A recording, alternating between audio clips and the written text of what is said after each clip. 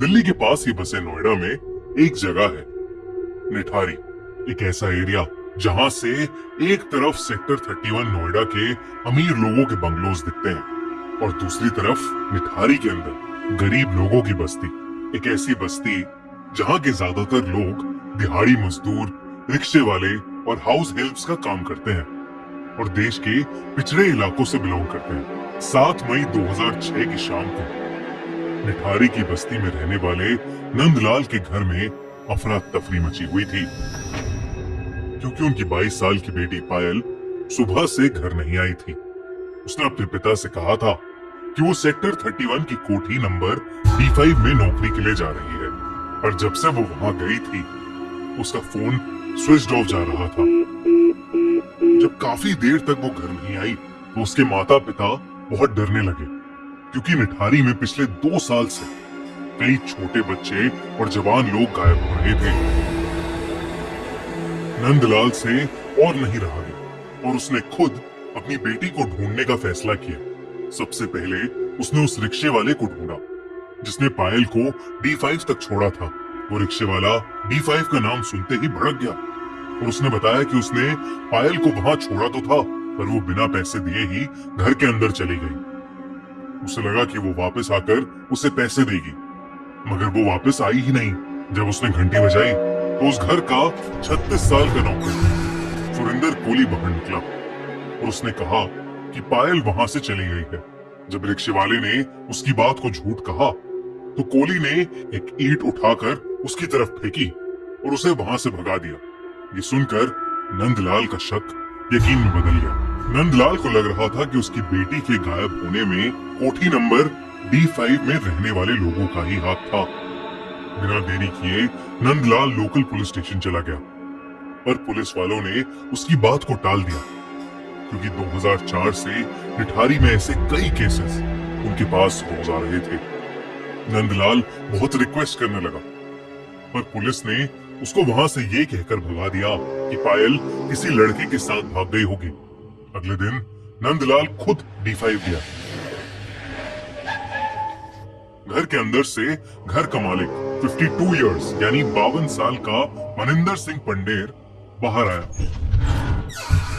जिसने पायल को पहचानने से ही मना कर दिया। नंदलाल और उसकी बीवी पूरी तरह से टूट चुके थे क्योंकि कोई भी उनकी मदद नहीं कर रहा था। वो दोनों पूरी रात बस रोते रहे और फिर नंदलाल ने डिसाइड किया कि चाहे कुछ भी हो जाए वो अपनी बेटी को ढूंढ कर ही रहेगा। उसके पास थोड़े पैसे जमा थे तो उसने एक वकील को हायर करके कोर्ट में अपील की। चीफ मजिस्ट्रेट ने उसका केस देखा और पुलिस को ऑर्डर किया कि वो उसकी FIR दर्ज करें और उस पर तुरंत एक्शन लें।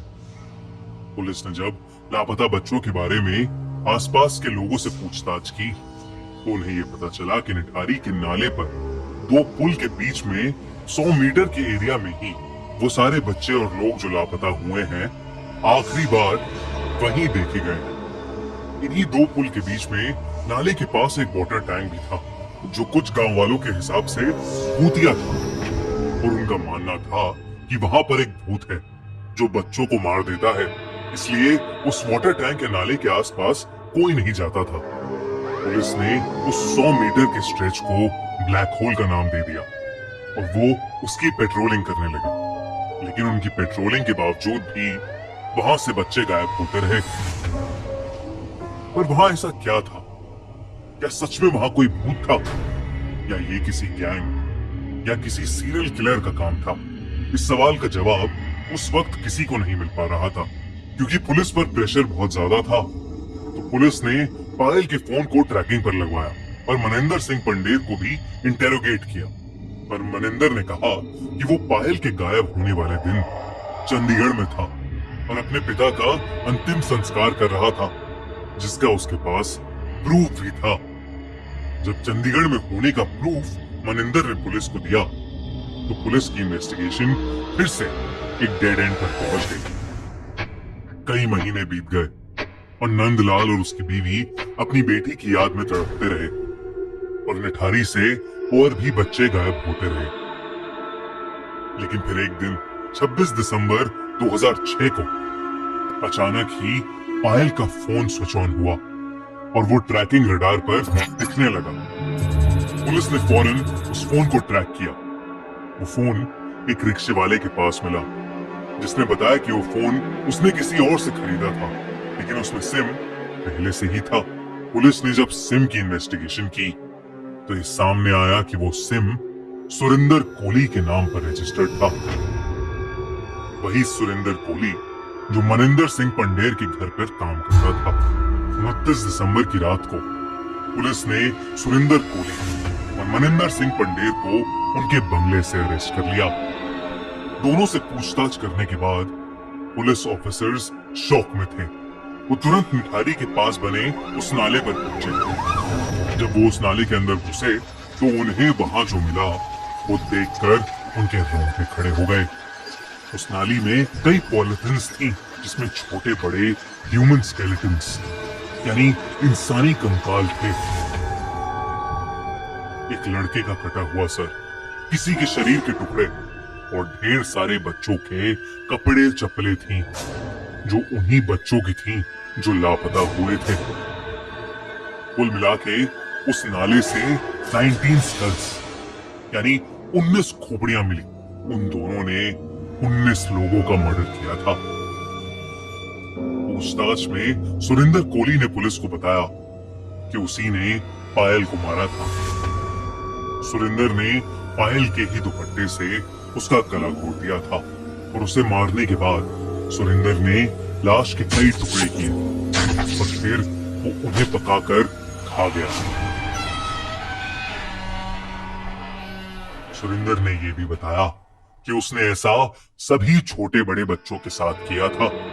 जब सुरेंद्र पर ढेर सारे साइकोलॉजिकल टेस्ट हुए तो उसने ये भी कबूला कि उसके सपने में एक सफेद बालों वाली साड़ी पहनी हुई एक औरत आती थी, जो लोगों को मारने तक उसके साथ ही रहती थी।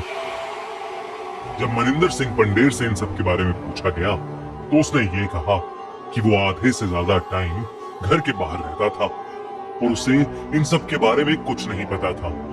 पर सुरेंद्र का एक कहना था कि वो पंडेर के कहने पर ही बच्चों और लड़कियों को टॉफी और नौकरी का लालच देकर घर के अंदर लाता था, जिसके बाद पंडेर उनका फायदा उठाता था और सुरेंद्र उनको मारकर उनकी डेड बॉडी को टुकड़ों में काटकर उन्हें पका के खाता था। ये केस इतना भयानक था कि फौरन सीबीआई को ट्रांसफर किया गया। जब सीबीआई ने इन्वेस्टिगेट किया तो उन्हें और भी कई बातें पता चली। दोनों पर कई सारे केसेस चले और कई सालों तक चले, जिनके बाद उन दोनों को डेथ पेनल्टी यानी मौत की सजा सुनाई गई।